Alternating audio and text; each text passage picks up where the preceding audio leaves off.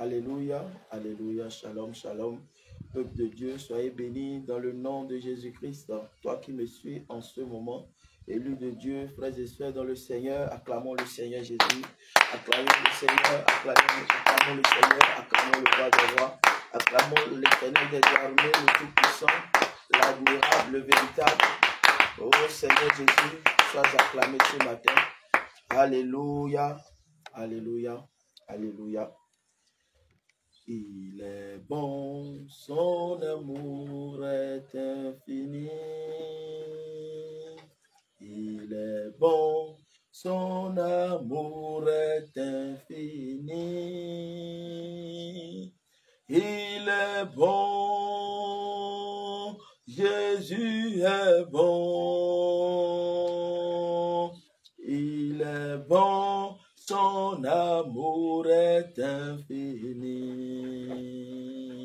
Quand je regarde les montagnes, je regarde les vallées, je regarde la mer. Oh Jésus, tu es Seigneur. Quand je regarde les montagnes, je regarde les vallées, je regarde la mer. Oh mon Dieu, tu es Seigneur. Tu es Seigneur, Jésus, tu es Seigneur, mon roi. Tu es Seigneur, tu es Seigneur. Quand je regarde les montagnes, je regarde les vallées, je regarde la mer. Oh Jésus, tu es Seigneur.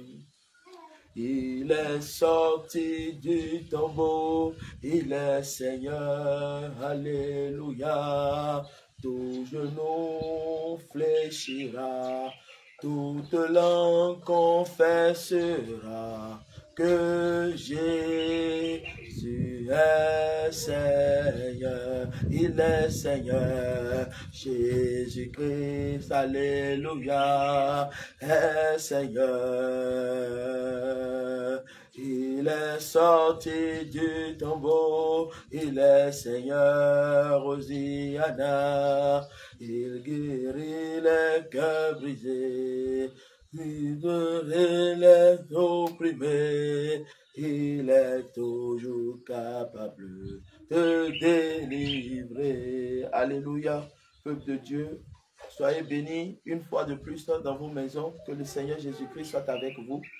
Voilà, nous sommes à notre séance de prière matinale ce matin. Permettez-moi vraiment de vous présenter nos excuses pour le retard que nous avions accusé. En temps normal, nous devons déjà passer cette séance de prière depuis environ le matin, à partir de 6 heures du matin. Mais nous avions accusé un peu de retard, alors que le Seigneur Jésus-Christ vraiment soit avec nous et que vous nous pardonnez pour ce retard. Alors, peuple de Dieu, ce matin, le Seigneur voudrait que nous échangions sur la foi. Et nous allons prier sur la foi, uniquement sur la foi. Après moi, il y aura des servants de Dieu qui vont aussi passer pour exhorter les femmes, pour exhorter les jeunes sœurs, les mamans. Parce qu'en ce moment, nous devons savoir que nous sommes tous confrontés certainement dans nos différents coins, dans notre quotidien, à des situations d'épreuve, à des situations de foi. Et si vous baissez la foi, la situation peut avoir le dessus sur vous. Mais si vous gardez la foi, vous allez dominer la situation. Alléluia. Regardez ce que la Bible nous dit.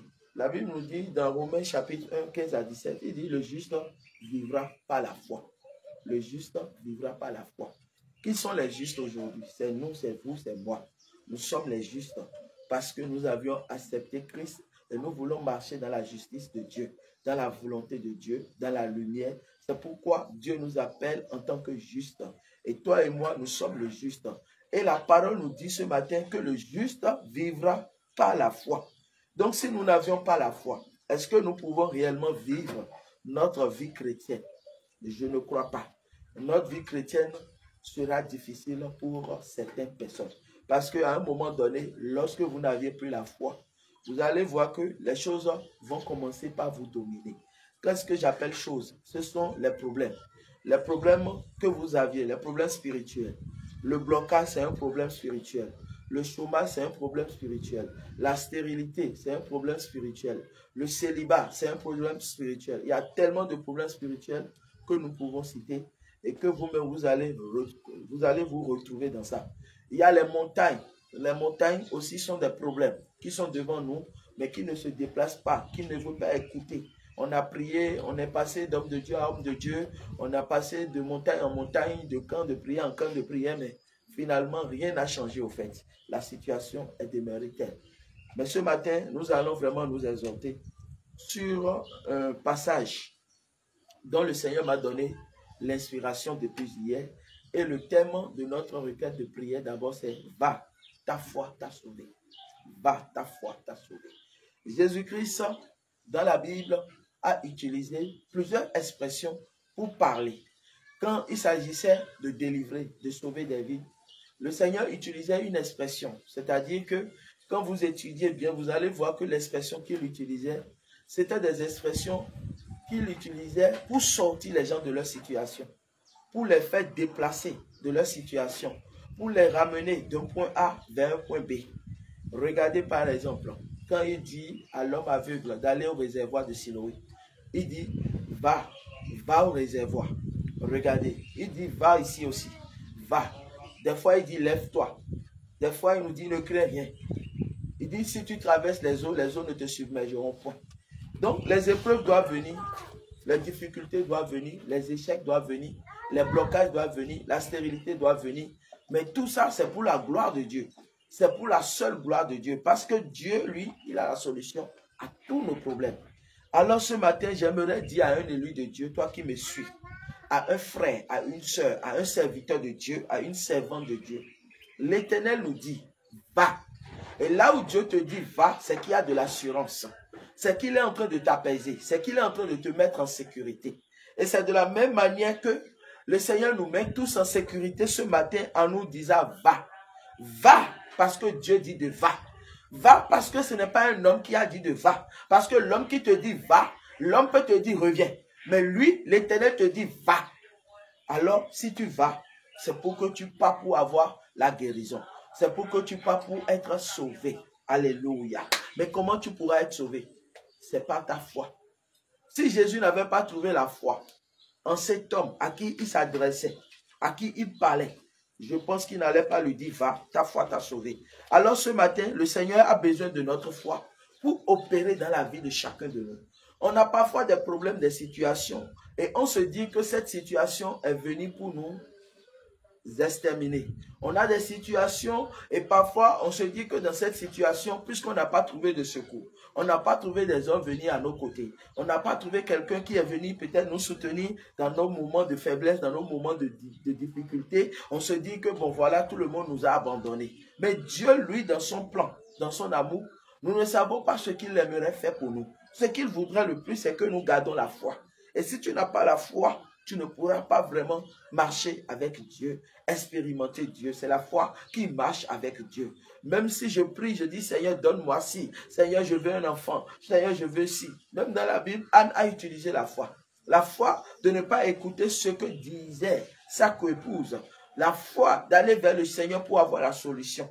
Et si on part réellement vers le Seigneur, on revient toujours avec la solution. Alors, le Seigneur nous dit ce matin, va. Ta foi t'a sauvé. Qu'est-ce que la foi? Beaucoup se disent, la foi c'est quoi? Déjà, moi je peux vous dire que celui qui a la foi, c'est quelqu'un qui place sa confiance en l'Éternel. J'ai la foi. Mais qu'est-ce qui prouve que j'ai la foi?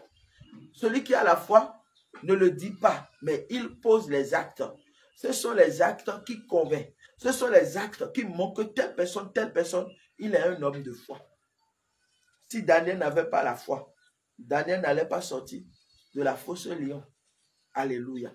Donc, nous devons avoir la foi. La foi que Dieu peut tout. La foi, c'est ce que tu n'as pas encore vu, mais que tu espères voir, que tu dis que ça, c'est déjà fait, mais tu n'as pas encore obtenu la chose. Et tu te dis que ça, c'est déjà fait. La foi vient de quoi? La Bible dit que la foi vient de ce que l'on entend. Et qu'est-ce que nous entendons? Ce que nous entendons, c'est la parole de Dieu. Ce n'est pas la parole d'un être humain. La solution viendra que de celui qui te dit, crois. Dieu dit, crois et tu vivras. Celui qui ne croira pas sera condamné. Si tu ne crois pas en Jésus, si tu ne crois pas qu'il y a Jésus qui est mort pour toi et qu'il est ressuscité pour toi, alors cela voudrait dire que puisque tu n'as pas accepté cela, tu n'as pas cru en cela, toi tu es condamné. Mais celui qui croira sera sauvé. C'est ce que dit la parole de Dieu. La parole de Dieu, c'est ce que nous entendons. C'est la parole qui nous rassure. C'est la parole de vie. C'est la parole qui nous donne la vie éternelle. Et nous avions besoin de cette parole-là. Alléluia. Nous avions besoin de cette parole-là. Alors la foi, il faut comprendre que la foi vient de ce que l'on entend. Et ce que l'on entend vient de la parole de Dieu et non de la parole d'un homme. Si c'est Dieu qui dit, c'est possible. Et que l'homme te dit, c'est impossible. Laisse-toi seulement conduire par Dieu. Le Saint-Esprit en toi qui te dit que c'est possible. Si Dieu te dit que c'est possible, alors confie-toi à lui et n'écoute plus les autres voix qui te parlent. Ferme tes oreilles et garde tes oreilles ouvertes sur ce que Dieu est en train de te dire en ce moment.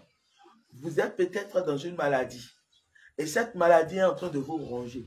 Et cette maladie est en train de vous faire compter des jours, des mois, des années. Au point où vous-même vous voyez votre mort s'approcher. Mais si vous aviez la foi, le Seigneur va vous dire, cette maladie-là ne va pas t'apporter à la mort.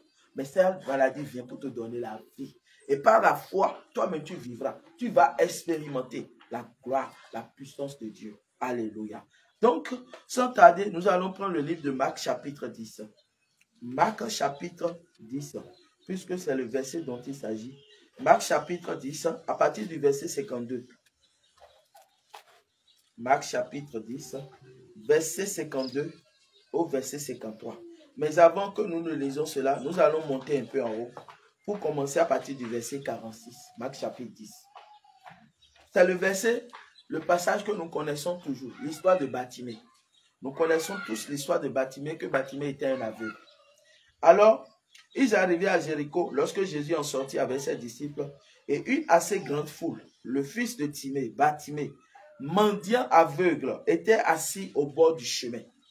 Il entendit que c'était Jésus de Nazareth et il se mit à crier, « Fils de David, Jésus, aie pitié de moi. » Plusieurs le reprenaient pour le faire taire, mais il criait beaucoup, plus fort, « Fils de David, aie pitié de moi. » Jésus s'arrêta et dit, « Appelez-le. » Ils appelaient l'aveugle en lui disant, « Prends courage, lève-toi, il t'appelle. » L'aveugle jeta son manteau et se levant d'un bond, vint vers Jésus.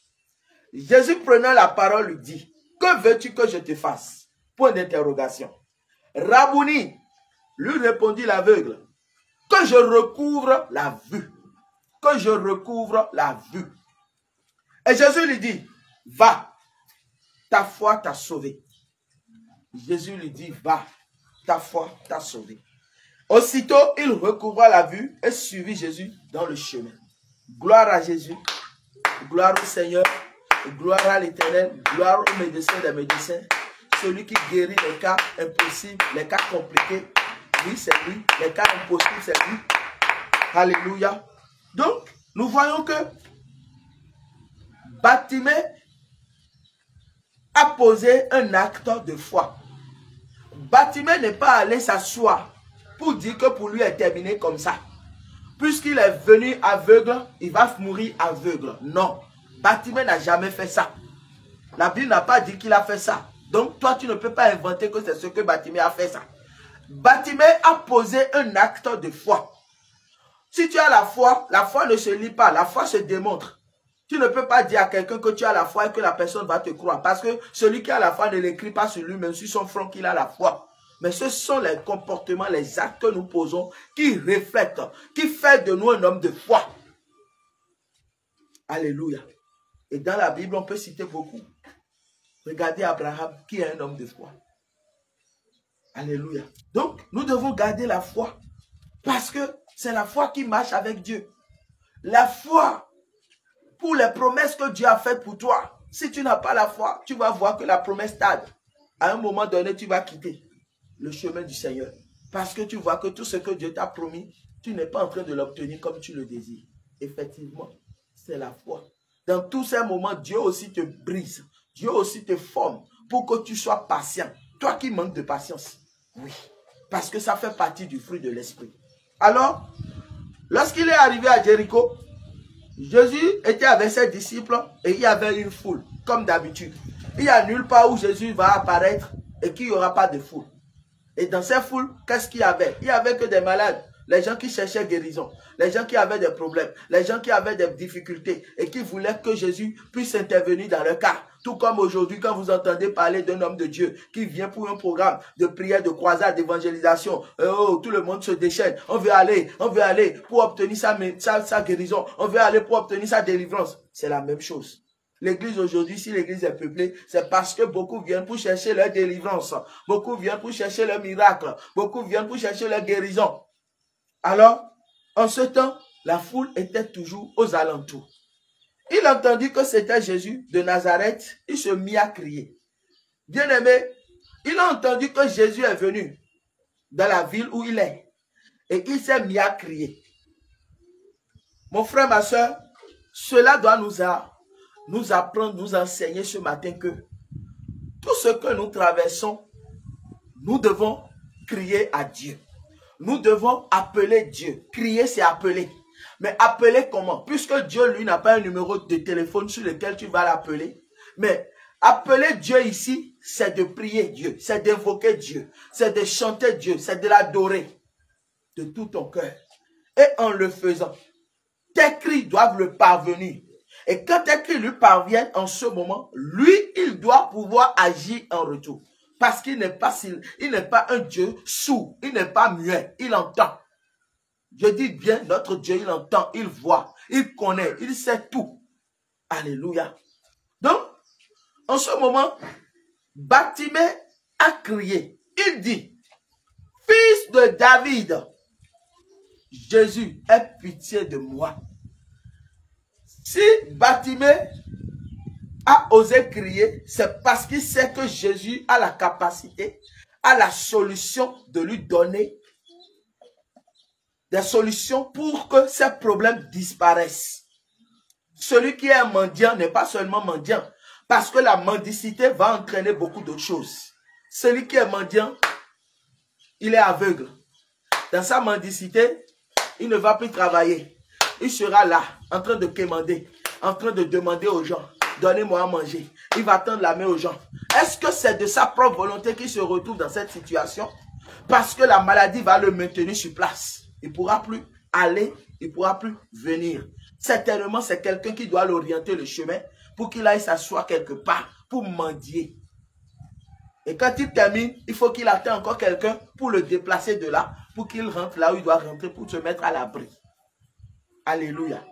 Mais quand il a entendu que c'est Jésus qui est venu, il dit, hey, fils de David, Jésus, aie pitié de moi. Jésus doit avoir pitié de nous. Parce que nous sommes tous des pourritures. Et si Jésus n'a pas pitié de nous, qui d'autre aura pitié de nous? Le diable n'aura jamais pitié de toi. Parce que le diable, lui, il est un catalyseur. Il va te catalyser. Il va te détruire seulement une partie. Lui n'a pas d'amis. Il n'a que ses intérêts. Si tu n'es pas dans son intérêt, il va te détruire. Maintenant, lorsque Bartimée a poussé un cri, il a crié à Dieu, il a prié Dieu, il a appelé Dieu. Plusieurs le reprenaient. Ce qui veut dire que quand tu es en train de prier même là, ta prière peut déranger aussi ton alentour. Ceux qui sont autour de toi. Tes frères, tes proches, ceux qui sont autour de toi vont aussi murmurer pour dire, ah, tu pries trop, tu pries trop. Depuis quand tu es devenu spirituel, depuis quand toi tu es en train de prier comme ça. Non. Tout ça c'est un combat, ça doit finir. Ça doit arriver. Parce que tu as choisi la bonne part, la bonne portion. Cela doit arriver comme ça. Et tu acceptes ça comme ça. Mais Bartimée n'a pas regardé à ce que faisaient les hommes. Puisque ce sont les hommes qui sont en train de le faire taire. On lui dit, tais-toi. Mais il criait beaucoup plus fort. Plus on lui dit tais-toi, plus le son augmentait. Le volume montait encore. Ses cris montaient et se levaient pour aller toucher le Seigneur. Alléluia. Ce n'est pas moi qui l'a dit, c'est la Bible qui le mentionne ainsi. Et quand nous lisons la parole de Dieu, nous devons comprendre en profondeur ce que la parole de Dieu est en train de nous dire.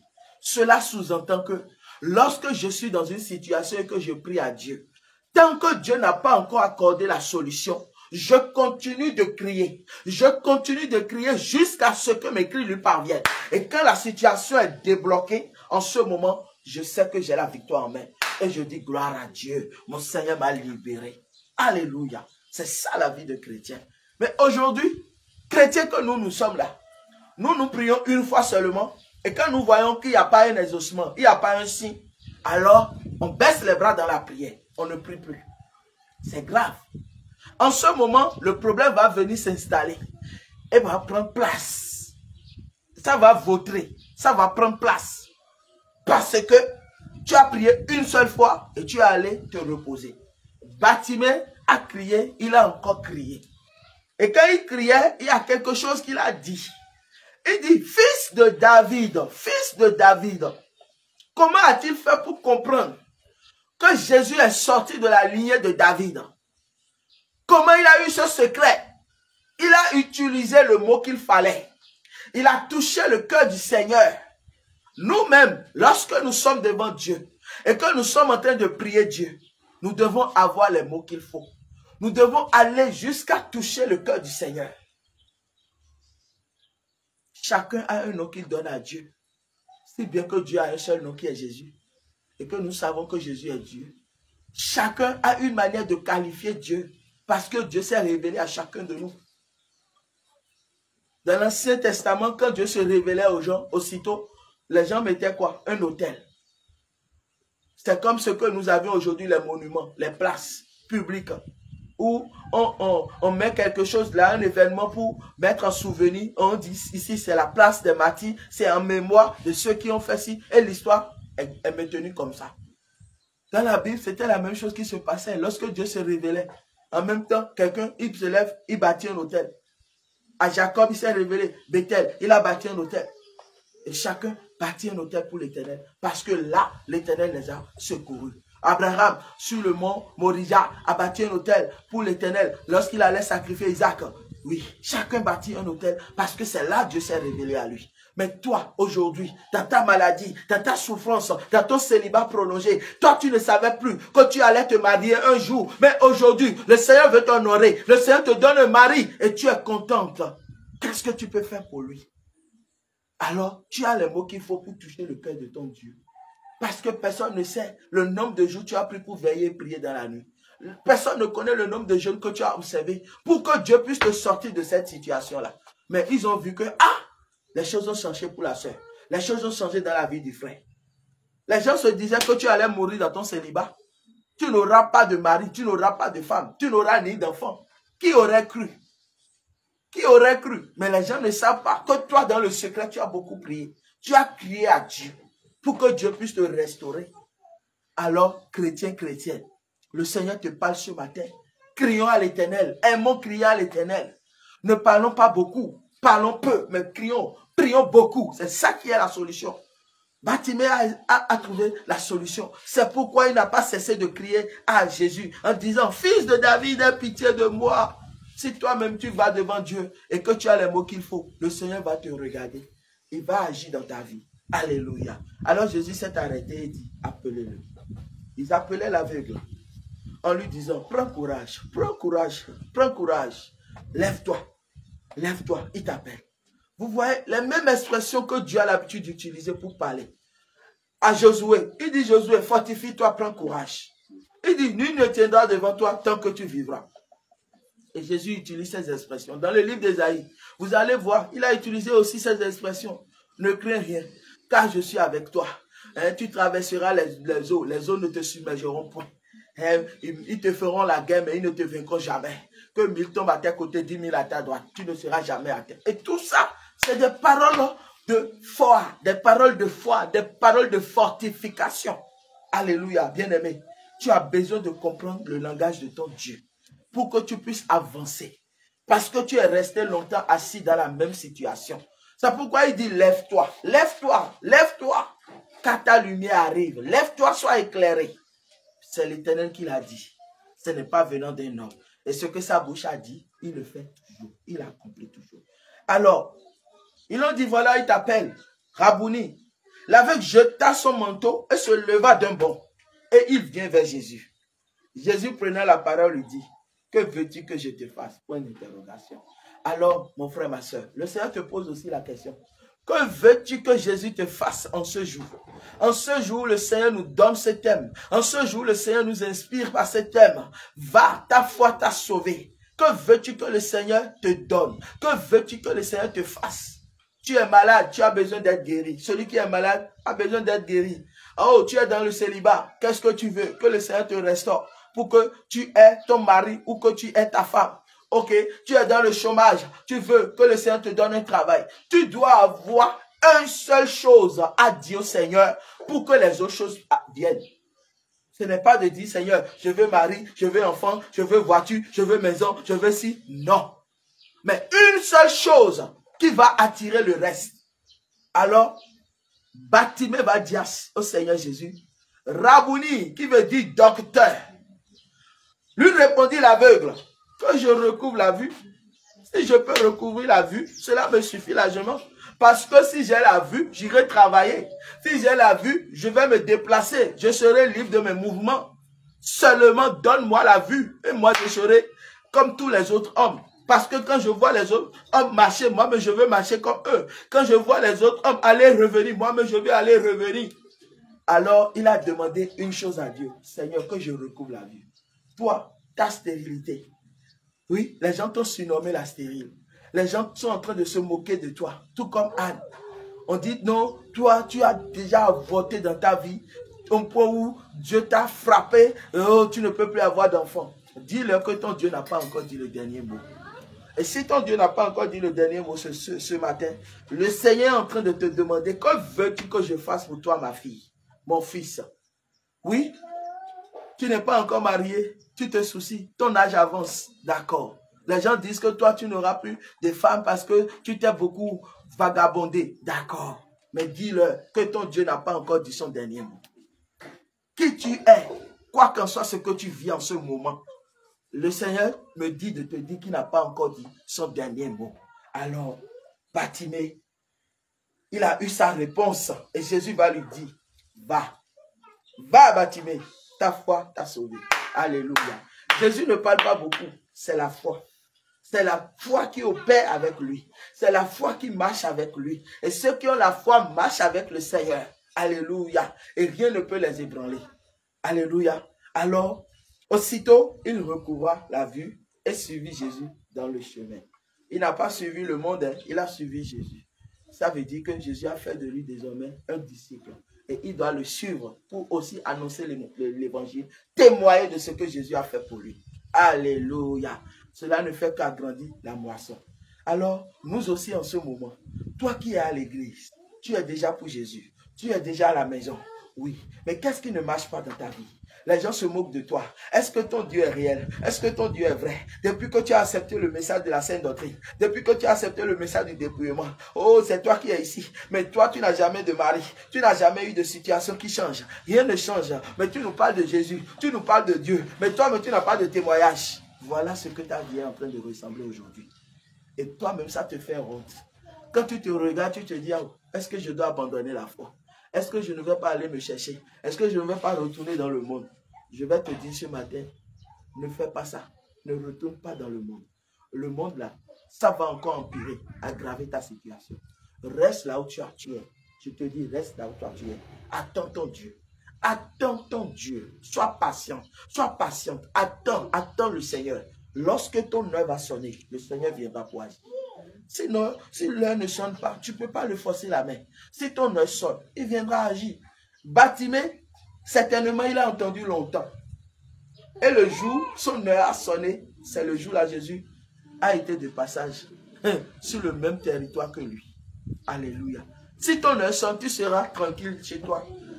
Le salut viendra à toi, la guérison viendra à toi, la solution viendra à toi. Toi-même, tu ne vas pas t'en rendre compte. Je te dis la vérité. Dieu continue de faire des merveilles. Et il le fera pour toi aussi. Alors sois béni dans ta maison. Prie au nom de Jésus.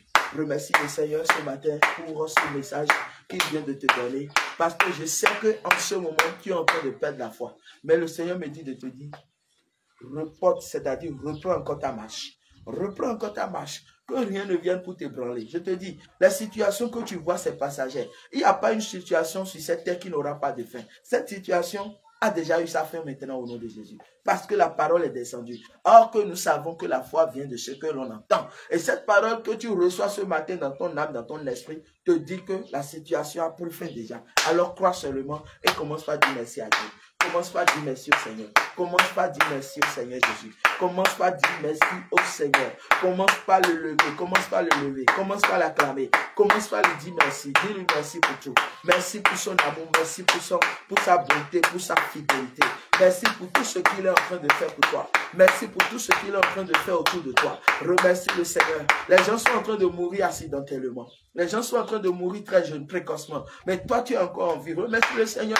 Remercie-le, remercie-le. Ce n'est pas parce que tu es beau, tu es élégant. Mais c'est son amour qui te maintient encore. Remercie le Seigneur, remercie le Seigneur. Les jeunes meurent, les enfants meurent, les vieillards meurent, tout le monde meurt. Mais toi, tu ne mourras pas parce que Jésus est mort pour toi déjà. Prie au nom de Jésus.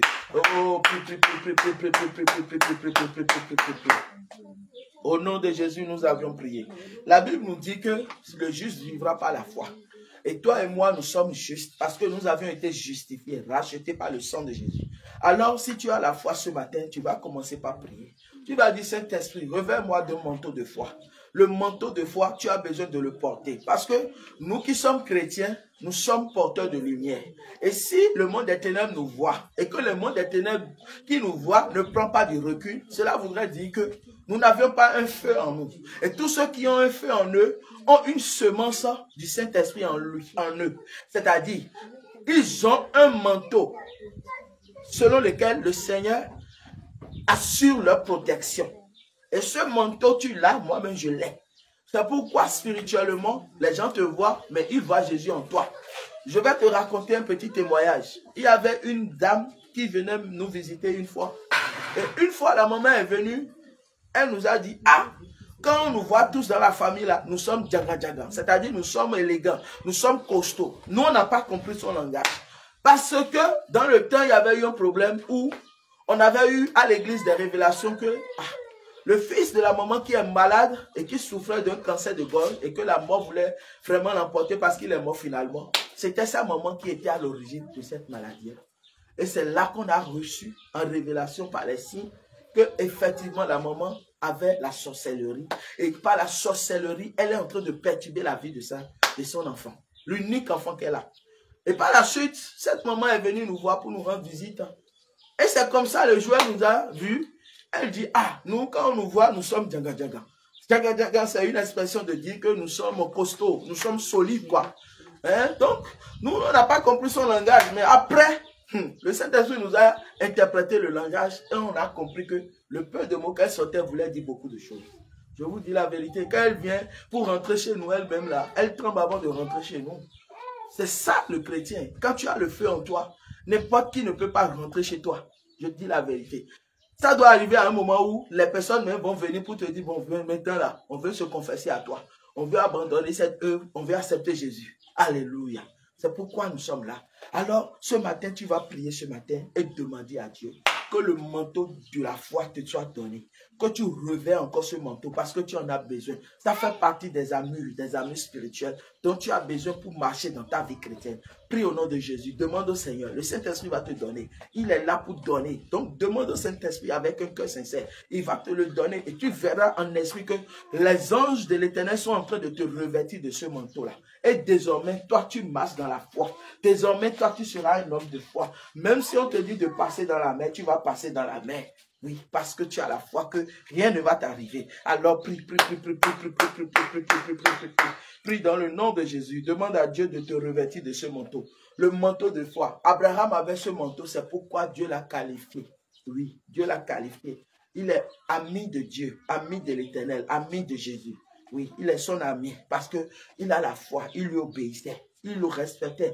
Tout ce que Dieu lui demandait de faire, il était prêt à le faire. Alors toi aussi, tu dois être un ami de Dieu. Oui, si nous sommes amis de Dieu, c'est que nous sommes fidèles à Dieu. Nous sommes obéissants à Dieu. Alors toi, mais tu vas prier ce matin que le manteau qui a été donné à Abraham et que l'on qualifie Abraham du père de la foi. Oui, c'est celui qui a marché dans la foi avec le Seigneur. Il est un modèle, une référence pour l'Église. Alors toi, me demande maintenant que l'onction qui a été donnée à Abraham dans la Bible, que cette onction aussi soit ton partage ce matin. Prie dans le nom de Jésus. Demande au Seigneur, il va te le donner. Demande au Seigneur, il va te le donner. Demande au Saint-Esprit, il va te le donner. Tu en as besoin. Tu en as besoin parce que si tu n'es pas préparé, tu ne peux pas aller au combat. Si tu n'es pas préparé, tu ne peux pas aller à l'affront. Si tu n'es pas préparé, tu ne peux rien faire. Alors demande au Seigneur, demande au Seigneur, demande au Seigneur. Il va te le donner, il va te le donner au nom de Jésus. Alors tu pries, tu demandes aussi au Seigneur en ce moment qu'il te donne le vocabulaire du ciel, qu'il te donne le langage du ciel. Parce que tout ça doit venir pour t'aider. Si tu n'as pas le langage du ciel, le langage spirituel, le langage de la foi, tu vas voir les choses dans la chair. Les problèmes vont venir comme ça.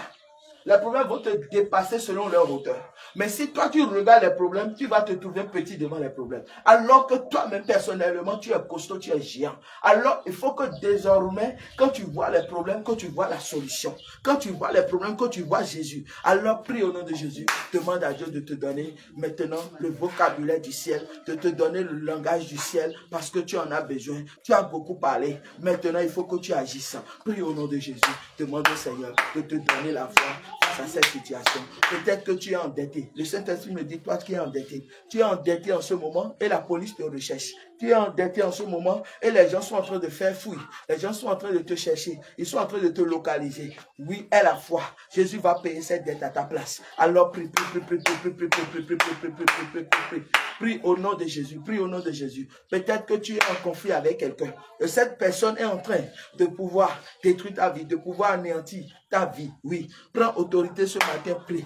Que tout ce qu'il aura fait contre toi, que cela soit annulé sans effet. Rien ne pourra t'atteindre parce que ta vie est plongée dans le sang de Jésus. Commence par invoquer le sang de Jésus sur ta vie. Commence par invoquer le sang de Jésus sur ta vie maintenant au nom de Jésus. Oui, tu as la maladie. Quelle est cette maladie qui ne veut pas se réguler? Quelle est cette maladie qui ne veut pas quitter ton corps? Alors que la Bible dit que ton corps est le temple de Dieu. Le temple de Dieu, c'est l'habitation de Dieu. Rien ne pourra venir dans ce corps sans que Dieu lui-même ne lui donne l'autorisation. Si la maladie qui est venue dans ton corps n'est pas de Dieu, alors que le sang de Jésus maintenant le met out, le met au dehors maintenant. Prie au nom de Jésus. C'est cette prière que toi tu fais simplement. Tu dis à Dieu, mais pendant que tu seras en train de prier, il faut que tu aies la foi que ce que tu sors de ta bouche doit s'accomplir. Et que ce que tu es en train de dire, et que tu certifies par le nom de Jésus, doit prendre effet maintenant. Prie au nom de Jésus-Christ. La prière n'a même pas besoin d'être beaucoup distrait. Non, il faut que tu sois concentré. Il faut que tu pries. Et que tu sors de ta bouche, que tu mets la foi, que cela va se réaliser. Et c'est ce que tu penses qu'il va se réaliser. Alors prie au nom de Jésus. Prie au nom de Jésus. Prie au nom de Jésus. Au nom de Jésus, nous avions prié. Ce matin, tu as besoin encore de demander au Saint-Esprit de faire de toi un homme de prière. Oui.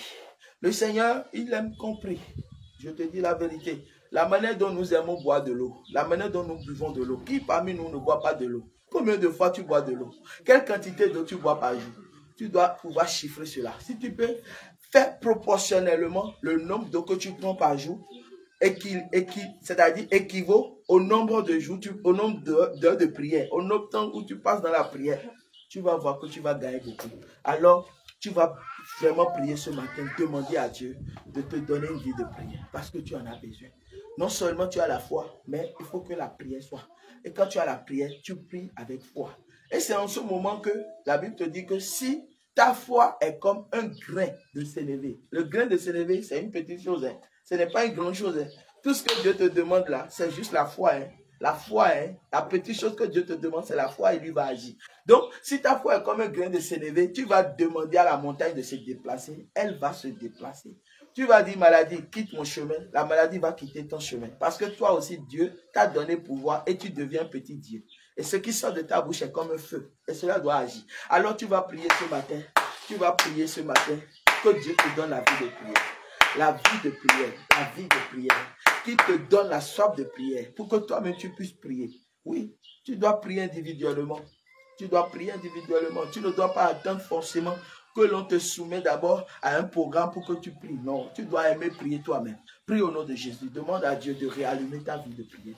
De réallumer ta vie de prière parce que tu as perdu le zèle. Demande au Saint-Esprit. Il va te l'accorder ce matin au nom de Jésus. Parce qu'il est là, il t'écoute, il t'entend, il sait ce que tu dis. Si ce que tu dis est ce qui vient de ton cœur, il va le faire maintenant au nom de Jésus. Parce que si ton cœur est loin de lui, il ne pourra pas le faire. Mais si ton cœur est proche de lui, il va le faire. Parce que lui siège dans ton cœur. Il sait ce que tu vis. Il sait ce que tu as envie de faire pour lui. Il sait ce qui est ton ambition pour lui. Il sait ce que tu veux développer pour lui. Il sait ce que tu veux faire pour son intérêt. Alors prie et demande à Dieu que tu veux prier. Tu veux la vie de prière. Parce que quand tu seras dans la prière, Dieu est capable de te révéler tout ce qu'il a mis en toi. Les dons qu'il a mis en toi. Les dons qui sont restés longtemps éteints. Les dons que tu ne manifestais même pas. Les dons que tu n'as jamais expérimentés. C'est pas ta vie de prière que les dons vont reprendre. Alors prie au nom de Jésus. Prie au nom de Jésus. Prie au nom de Jésus. Au nom de Jésus, nous avions prié. Alors, nous allons faire cette prière. Toi, peut-être qui est malade, qui a un problème de maladie. Oui, en ce moment, tu vas toucher la main, tu vas imposer la main là où tu sens le mal. Et tu vas prier, tu vas dire, sang de Jésus maintenant, que la maladie quitte mon corps. Sang de Jésus, guéris-moi. Prie au nom de Jésus. Oh, aie la foi et prie. Demande à Dieu de te guérir de ce mal. Demande à Dieu de te guérir de ce mal. Invoque le sang de Jésus. Et que le sang de Jésus maintenant guérit ce mal, que ce mal te quitte maintenant. Dans le nom de Jésus. Parce que le sang de Jésus, c'est l'alliance.